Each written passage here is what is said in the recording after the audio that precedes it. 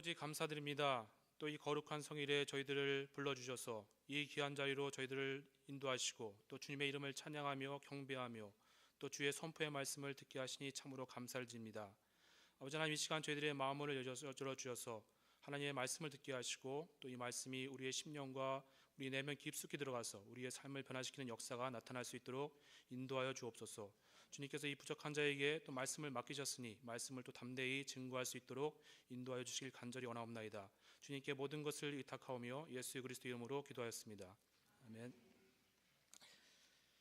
예, 우리 어제 저희가 이제 선교 카페를 했는데 선교 카페 다음 날 선교 카페 다음에 무슨 말씀을 이렇게 전할까 이렇게 생각하다가 선교에 대해서 전할까, 왜냐하면 선교 카페 했으니까. 근데 선교 카페의 중심이 과연 선교인가 생각을 해봤습니다. 선교 카페의 중심은 물론 선교죠. 선교를 위해서 우리가 한 거니까. 하지만 선교의 중심은 또 뭡니까?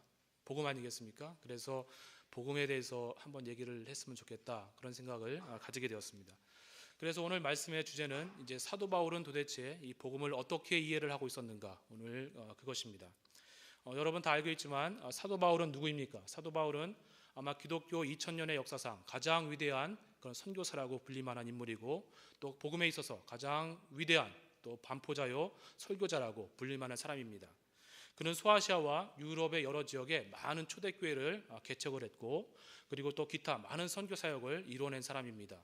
또 우리가 사도행전이나 이런 데를 통해서 정말 이 사도 바울이 얼마나 이 복음을 위해서 그가 당한 고난과 역경을 잠시라도 이렇게 살펴보거나 공부해 본다면 정말 우리는 그에게 깊은 감사를 표하지 않을 수가 없습니다. 정말 존경을 표하지 않을 수가 없습니다. 또 바울의 이 탁월한 지성은 복음을 형성하기도 했고 또 이 복음을 방어하기도 했다는 점에서 기독교인으로서 오늘날 우리에는 그에게 깊은 감사를 해야 될 것입니다. 그렇다면 정말 이 사도 바울은 도대체 이 복음에 대해서 어떻게 이해를 하고 있었던 것일까? 오늘 바울 사도가 로마에 하나의 편지를 보냈습니다. 바울 사도가 이 로마 교회에 보낸 편지는 기독교인들의 선언문과도 같습니다. 그것은 예수 그리스도를 통한 자유의 선언입니다. 또 복음에 대한 가장 완벽한 선언이라 할 수 있습니다. 단적으로 말하자면 이 로마서에서 나타난 이 복음에 대한 선언은 인간은 자유 가운데에서 태어나지 않았다는 것입니다. 인간은 죄 가운데서 태어났고 죄의 세살 가운데서 얽매여 태어났다는 것입니다. 그래서 어느 신학자가 말했습니다. 인간은 죄와 죄의 권세 아래서 태어났다. 죄의 세살 가운데서 매여서 좀 이렇게 그 죄의 종이 종으로서 행하고 있다라는 것입니다. 그러나 예수께서 오셔서 그 죄사슬을 끊고 우리를 자유케 하셨다라는 것이 바로 이 로마서에서 나타나는 이 복음에 대한 이 자유의 선언입니다. 여기서 말하는 자유라고 하는 것은 죄와 죄의 권세로부터의 해방을 말합니다. 또 우리의 자아가 깊은 내면으로부터 벗어나는 그런 자유를 말합니다.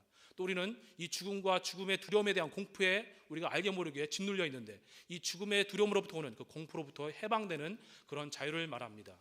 또한 이 자유는 또 하나님과 단절된 세상과 또 타인을 향해서 사랑의 마음을 가지고 나아갈 수 있도록 우리를 복돋는 그런 자유에 대한 선언이기도 합니다.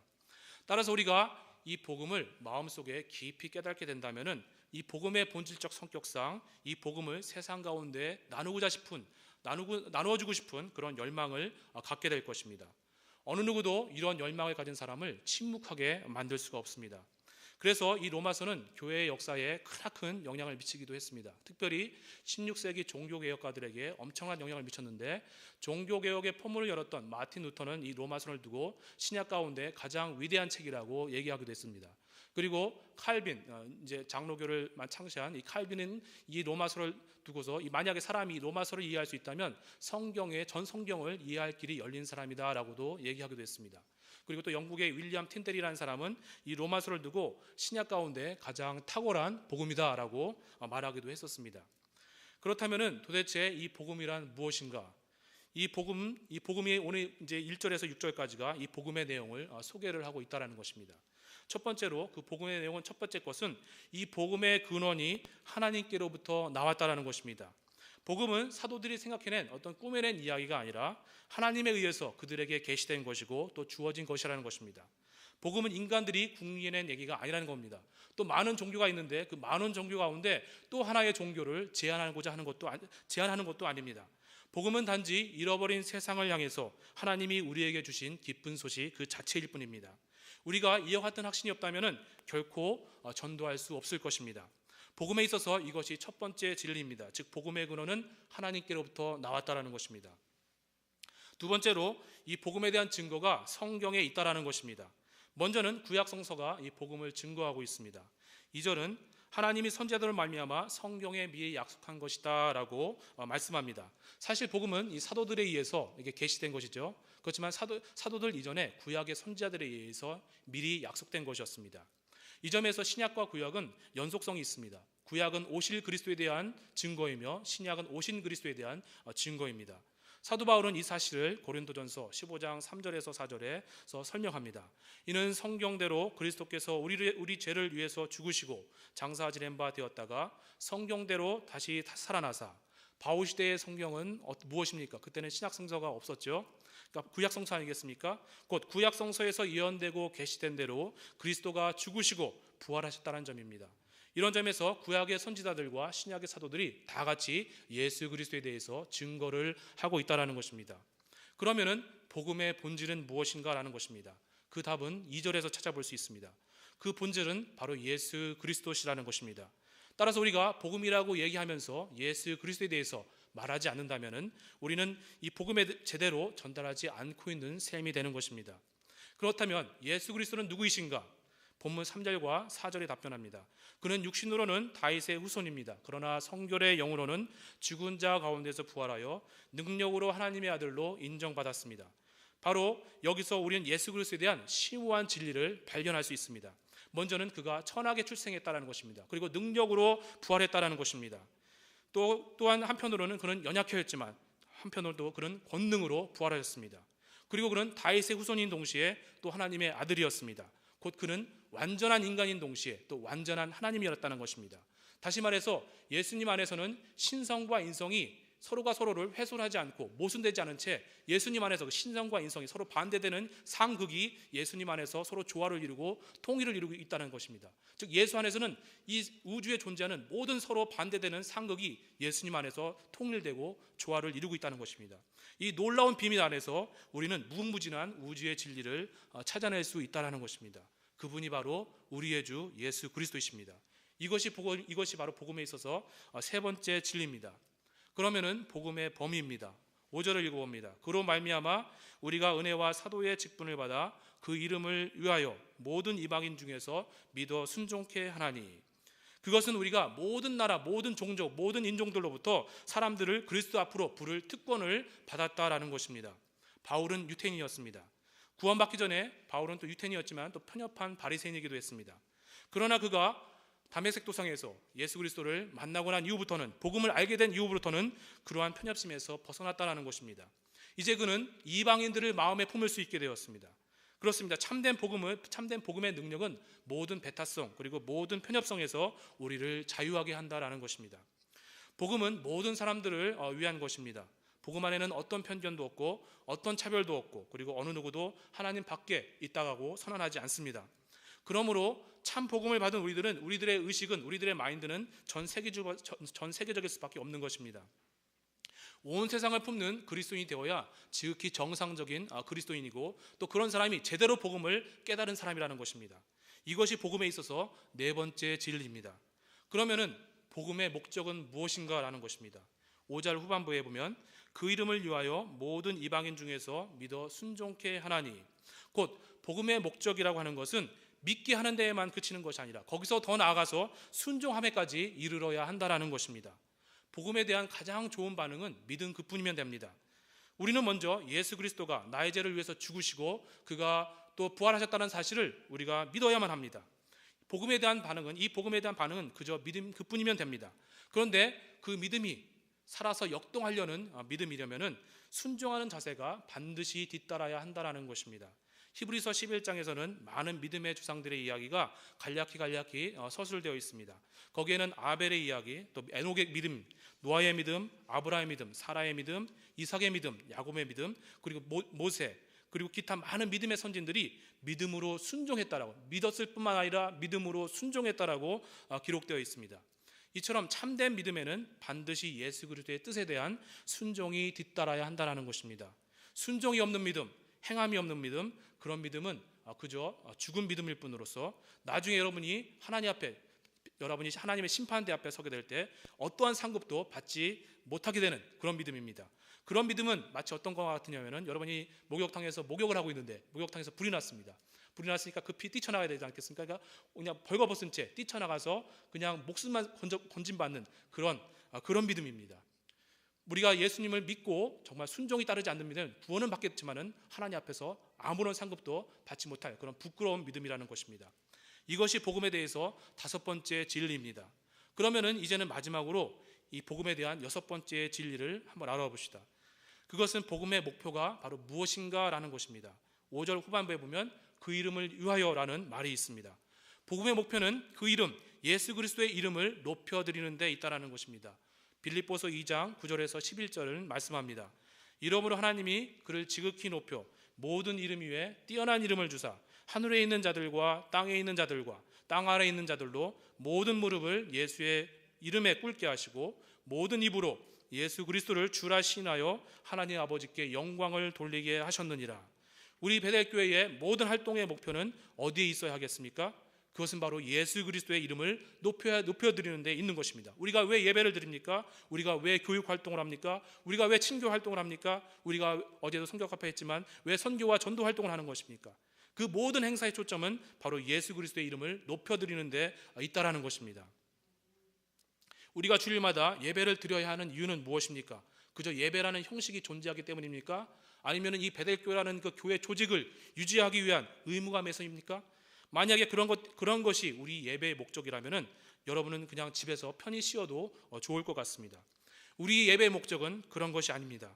그것은 예배를 통해서 주님의 이름과 그의 나라를 높여드리는 데 있습니다. 한 공동체로 부르신 하나님께 감사하면서 공동체를 향한 하나님의 음성을 듣고 또 예수 그리스도의 이름을 힘있게 세상 가운데 그 이름을 선포하는 것이 바로 우리 예배의 목적입니다. 이 예배를 통해서 하나님이 영광 받으시고 이 예배를 통해서 만방 가운데 예수가 그리스도이시며 예수가 주이시다라는 것을 선포하는 것이 바로 우리 예배의 목적이라는 것입니다. 오히려 이런 영광스러운 예배에 참여함이 우리의 기쁨이 아니겠습니까? 그런 기쁨을 가진 소수의 사람들을 하나님은 기뻐하시며 또 그런 사람들의 예배를 하나님께서는 받으십니다. 우리가 또 왜 전도를 하며 선교를 해야만 하는 것입니까? 죄인을 향한 하나님의 사랑이 있기 때문에 그렇습니까? 주님의 지상 명령이기 때문에 그렇습니까? 맞는 말입니다. 그러나 이보다 더 큰 동기는 예수 그리스도의 이름이 세상 가운데에서 가장 높게 되게 하려는데 이유가 있습니다. 왜 전도를 하냐? 왜 선교를 하냐? 예수 그리스도 이름이 만방 중에 가장 높게 하게 하려는데 그 목적이 있다라는 것입니다. 이것이 바로 우리의 예배와 선교 그리고 전도에 대한 최상의 동기요 목적이 된다라는 것입니다. 자, 그러면은 이제 이 복음에 대한 6가지의 진리를 한번 정리해 봅니다. 첫째, 복음은 하나님께로부터 나왔다라는 것입니다. 둘째, 복음의 증거는 성경 자체라는 것입니다. 셋째, 복음의 본질은 예수 그리스도시라는 것입니다. 넷째, 복음의 범위는 모든 민족, 모든 종족에 이른다는 것입니다. 다섯째, 복음의 목적은 믿어서 순종함에 이르러야 한다라는 것입니다. 여섯째, 복음의 목표는 예수 그리스도 이름을 높이는 데 있다라는 것입니다. 이것이 바로 복음의 핵심입니다. 그런데 특이한 것은 바울은 이 복음을 로마 교인들에게 전하기를 원하였다라는 것입니다. 15절을 보면 그러므로 나는 할 수 있는 대로 로마에 있는 너희에게도 복음 전하기를 원하노라. 로마에 있는 너희는 누구입니까? 그들은 이방 사람들이 아닙니다. 예수 그리스도 밖에 있는 사람들이 아닙니다. 그들은 예수님을 믿고 예수 그리스도를 주로 믿고 있는 그런 부르심을 받은 사람들입니다. 로마 교회에 다니고 있는 성도들이라는 말입니다. 왜 이들에게 복음을 전하려고 한 것입니까? 복음은 교회 안에 있는 사람들보다는 교회 밖에 있는 사람들에게 전하는 것이 정상적인 것이 아니겠습니까? 바로 거기에 함정이 있었던 것입니다. 곧 로마 교회의 성도들은 하나님의 부르심을 받고 교회는 다니고 있었지만은 정작 복음은 모르고 있었다라는 것입니다. 그들의 헌신은 본질적인 깨달음이 없는 그런 피상적인 것이었기 때문에 참된 헌신이 나타나지 않았고, 기도는 하지만은 그리스도와의 깊은 관계에서 우러나오는 기도가 아니었기 때문에 기도의 권세와 능력이 없었으며, 또 그리스도께서 나를 구원하심이 얼마나 큰 핏값을 치르고 사신 것인지에 대한 깊은 자각이 없었기 때문에 전도와 선교의 능력이 나타나지 않았던 것입니다. 진정한 자유는 하나님께 복종함이라는 사실에 대한 중심의 고백이 없었기 때문에 썬데이 크리스찬들이 많이 있었던 것입니다. 요즘은 또 가나안 성도라고 얘기하죠. 가나안 성도 뭔지 아세요? 가나안. 가난을 거꾸로 해보세요. 안 나간 성도. 성도는 성도인데 교회에 안 나가는 성도, 그런 가난한 성도가 많다라는 것입니다. 그 사실은 바로 무엇을 말해줍니까? 로마 교회가 복음으로 충만하지 않다라는 것입니다. 참된 복음화는 교회 밖의 사람들에게 앞서서 교회 안에 있던 사람들에게 먼저 필요했다라는 것입니다. 아마 우리들 중 많은 사람들은 어렸을 때부터 교회를 다니는 사람들이 많을 것입니다. 또 어떤 이들은 또 정말 기독교, 대대로 기독교의 전통이 있는 그런 집안의 그런 자녀분들도 많을 것입니다. 그렇지만은 교회를 어렸을 때부터 다녔다는 것이, 혹은 나의 부모님이 목사님이고 장로님이고 권사님이라는 사실이 우리가 복음으로 충만하다는 사실을 말해주지는 않습니다. 과연 우리 안에 무엇보다 이 복음의 능력과 자유의 복음에 대한 이러한 새로운 각성이 일어나기를 간절히 소망합니다. 한편 복음에 대한 새로운 각성으로 우리는 크나큰 유익을 얻게 됩니다. 그것은 곧 무엇이냐면 견고함이라는 것입니다. 11절에 바울은 로마 교회에서 신령한 은사, 곧 복음을 나누어 주려 했던 이유는 그들을 견고하게 하기 위함이었던 것입니다. 복음에 대한 각성, 그리고 신령한 은사들로 충만한 공동체는 견고하게 되어서 힘있게 세상 가운데 하나님의 복음을 들고 나아갈 수 있다는 것입니다. 우리 베들교회가 어제도 그렇게 했지만 더욱더 그렇게 되기를 깊이 소망합니다. 한편 바울은 이 복음에 대해서 매우 독특한 열정을 가지고 있었음을 살펴볼 수 있습니다. 14절에서 그는 내가 빚진 자다라고 얘기합니다. 그리고 15절에서는 내가 복음 전하기를 원한다라고 말합니다. 그리고 16절에서는 내가 복음을 부끄러워하지 아니한다라고 말합니다. 이 세 가지가 바울이 복음에 대해서 가지고 있었던 입장이었다라는 것입니다. 오늘날 이 세 가지의 선언은, 이 복음에 대한 이 바울의 이 세 가지의 선언은 사실 우리들과 비교해 볼 때 얼마나 많이 다른 것 같습니까? 사실상 오늘날 많은 교회, 그리고 많은 성도들은 전도나 선교를 하나의 어떤 선택사항으로 여깁니다. 또 여분의 일로 생각하는 경향이 많습니다. 혹은 전도나 선교를 어떤 그런 프로젝트를 한다 할지라도 보통의 경우 자비를 가지고 하는 듯한 생각을 하는 경우가 많고, 또 그렇게 행하는 자신을 보고는 만족해하는 경우가 많습니다. 그러나 오늘 말씀에 비춰보면은 사도 바울은 전혀 그렇게 생각하지 않았습니다. 사도 바울은 자기가 복음을 전하지 않으면 안 된다라는 그런 강박관념에 빠져 있었습니다. 복음에 대해서 무감각하면서 태만한 오늘날의 많은 교회와 그리스도인과는 달리 사도 바울은 매우 이 복음에 대해서 열렬했고 열정적이었다는 것입니다. 또한 복음에 대해서 부끄러워하는 오늘날의 많은 그런 크리스찬과는 달리 사도 바울은 이 복음을 매우 자랑스러워했다는 것입니다. 바울이 독특한 사람이라서 그런 태도를 가진 것은 아닙니다. 오히려 바울은 오늘날에 우리보다도 더욱더 이 복음을 부끄러워할 수밖에 없는 입장에 있었으리라 생각합니다. 당시 로마는 세계의 중심이었습니다. 그러기에 로마는 상당한 프라이드를 가지고 있었던 아주 대제국이었습니다. 또 당시 많은 사람들은 이 로마에 대해서 두려움을 가지고 대하고 있었고, 또 그들의 일생 중에 적어도 한 번은 이 로마를 방문해 보고 싶은 것이 그들 생애의 영광이었습니다. 그런데 바울은 어떠한 겁니까? 여행 차원으로 로마를 가고자 한 것이 아니라 복음 전도자로 가고자 했던 것입니다. 그 당시 보통 사람들의 생각과 비교해 볼 때 얼마나 어리석은 생각입니까? 전승에 의하면 사도 바울은 또 외모나 웅변술에 있어서 매우 볼품이 없는 그런 사람이었다라고 말합니다. 이런 한 볼품없는 사람이 그 위대한 제국 로마에 가서 무엇을 이루겠다고 로마에 가고자 한 것입니까? 오히려 로마로부터 가장 멀리 떨어져 있는 그런 지역에 가는 것이 낫지 않겠습니까? 혹은 로마에 가더라도 정말 입을 다물고 가만히 있는 것이 속편한 일이 아니겠습니까? 그러나 사도 바울은 말합니다. 사도 바울은 그렇게 생각하지 않았습니다. 그는 로마에 가기로 작정했습니다. 그리고 말하기를 내가 빚진 자라고 얘기했습니다. 그리고 13절에 보듯이 나는 가기를 열망한다 라고 했습니다. 나는 복음을 부끄러워하지 않는다 라고 했습니다. 이러한 바울의 복음 전도에 대한 이 열정은 도대체 어디로부터 나온 것입니까? 이러한 바울의 복음 전도에 대한 이 대담함, 당당함, 그리고 확신은 도대체 어디로부터 나온 것입니까? 사도 바울은 두 가지의 이유를 우리에게 밝혀줍니다. 첫째로 복음을 받은 자는 이 세상을 향해서 빚쟁이가 되었기 때문이라는 것입니다. 빚쟁이가 되는 경우는 두 가지가 있다고 생각합니다. 첫째는 내가 타인으로부터 직접 돈을 빌리는 경우이고, 둘째는 어떤 사람이 나에게 돈을 누구에게 전달해 주라고 위임함으로써 그 사람에게 빚쟁이가 되는 경우입니다. 예를 들면 이제 우리가 인도 선교를 하는데 이제 제가 인도에 갈 일이 있습니다. 근데 여러분들이 저에게 1,000만 원을 주면서 인도에 있는 어떤 교회에 그 돈을 선교비로 전달해 달라고 여러분에게 저에게 그 돈을 위임했다면, 저는 인도에 있는 그 교회에 대해서 저는 채무 상태, 빚진 상태에 있을 수밖에 없는 경우입니다. 바울이 빚쟁이라고 말하는 것이 바로 이 후자의 경우를 두고 말하는 것입니다. 사도 바울은 로마로부터 무엇을 빌린 적도 없습니다. 그렇기 때문에 갚을 필요도 없는 사람입니다. 그런데 예수 그리스도가 바울 사도에게 복음을 주어서 로마인들에게 갖다 주라고 위임했다라는 것입니다. 그래서 예수 그리스도가 바울을 빚쟁이로 만든 것입니다. 그런데 예수 그리스도께서는 특별히 바울에게는 이방인들에게 이 복음을 갖다 주라고, 그렇게 너는 이방인에게 이 복음을 갖다 주라고 위임했다라는 것입니다. 그러기에 바울은 특별히 이방인들을 향해서 빛을 진 채무 상태에 있게 된 것입니다. 그러기에 바울은 정말 이 복음을 전하지 않을 수가 없었던 것입니다. 어느 나라나 정말 보편적인 윤리가 있지 않습니까? 빛을 갚지 않는 것은 매우 불명예스러운 것이라는 것입니다. 비슷한 방법으로 우리 베델교회도, 그리고 우리 안에 모든 성도들도 이 세상을 향한 빚쟁임이라는 것을 명심하시기 바랍니다. 또 복음의 빚진 마음으로 정말 우리 아펜젤로와 언더우드 선교사는 그 척박했던 130년 전 한국 땅으로 들어와서 그 빚을 갚고자 최선을 다했던 것입니다. 그리고 그 복음이 오늘날 여러분에게까지 전수되어서 여러분이 지금 이 자리에 앉아 있는 것입니다. 그러면 바울, 아펜젤로, 그리고 언더우드 선교사와 마찬가지로 우리도 전수받은 그 복음을 우리만 가지고 있을 수는 없습니다. 이 복음은 나눠주기 위해서 우리에게 주어진 것이고 또 여러분에게 주어진 것입니다. 그러므로 사도 바울이 복음의 빛을 갚으려 했던 것처럼 우리도 이 세상을 향해서 이 복음의 빛을 갚아야만 마땅하다는 것입니다. 바로 이것이 사도 바울이 가지고 있었던 복음 전도에 대한 첫 번째 동기였다라는 것입니다.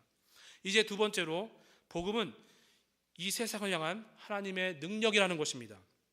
16절에는 다음과 같이 기록되어 있습니다.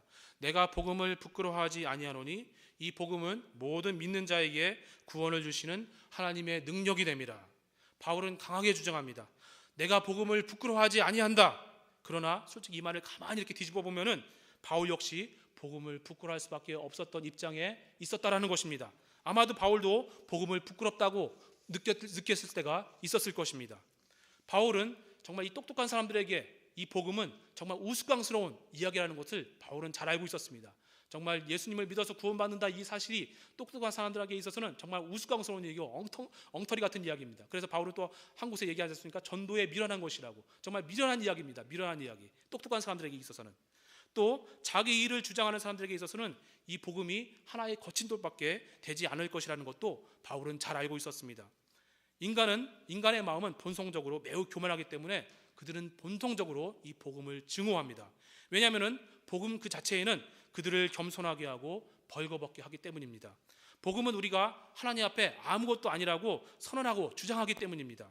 그러기에 인간들은 이 복음을 듣게 될 때 본성적으로 이 복음을 저항하게 되어 있습니다. 그래서 요한복음 3장 19절에서 예수님은 말씀하지 않습니까? 빛이 세상에 왔으되 사람들이 자기 행위가 악함으로 빛보다 어두움을 더 사랑한 것이니라. 악을 행하는 자마다 빛으로 오지 아니하나니 이는 그 행위가 드러날까 함이요. 사람들은 본질적으로 죄 가운데 있기 때문에 빛이 오면 스스로 피하게 되어 있습니다. 그래서 복음이 자신에게 다가올 때 본성적으로 그 복음을 거부를 한다는 것입니다. 왜냐하면 그것이 자기 악한 행위를 빛 가운데서 드러나게 하는 행위이기 때문에 그렇습니다. 그러면은 사도 바울은 어떻게 이 복음에 대한 부끄러움을 극복하였던 것인가? 그가 이 부끄러움을 극복할 수 있었던 가장 큰 동기는 바로 복음의 능력이 무엇인가를 잘 알고 있었기 때문입니다. 이 복음은 하나님이 우리에게 주시는 능력이 된다는 것을 바울은 매우 잘 알고 있었습니다. 많은 사람들은 복음이 연약하다고 비판합니다. 그러나 사도 바울은 이 복음의 실체 속에 숨겨진 그 능력을 볼 수 있었기 때문에 이 복음을 영광스럽게 여길 수 있었습니다. 복음 안에는 과연 구원하는 능력이 있습니다. 바울은 경험을 통해서 그 능력의 실체를 경험했었습니다. 그는 복음을 통해서 하나님과 화목하게 되었고 하나님은 그의 아버지가 되었고 또 바울은 하나님의 자녀가 되었습니다. 그리고 이제는 성령께서 바울 안에 내주하셔서 바울로 하여금 예수 그리스도의 형상을 닮아가며 또 자기 위에 앞에 달려있는 멸류관을 향해서 달려갈 수 있게 하는 그런 원동력이요 힘이 되게 하는 능력이 되었다는 것입니다. 복음이 구원을 주시는 하나님의 능력이 됨을 몸으로 바울은 잘 알고 있었던 것입니다. 자기를 변화시킨 이 메시지를 어떻게 부끄러워할 수 있겠습니까? 그렇습니다. 복음은 구원을 주시는 하나님의 능력이 됩니다. 또한 이 복음 안에는 하나님의 의가 나타나서 믿음으로 믿음에 이르게 합니다. 복음을 통해서 하나님의 의가 우리에게 더딥혀져서 죄인이었던 우리가 그리스도를 통해서 믿음으로 의롭다함을 인정받게 됩니다. 이 복음이 나를 구원하였다면 다른 사람도 구원할 수 있을 것이다 라는 확신이 바로 바울에게 있었던 것입니다.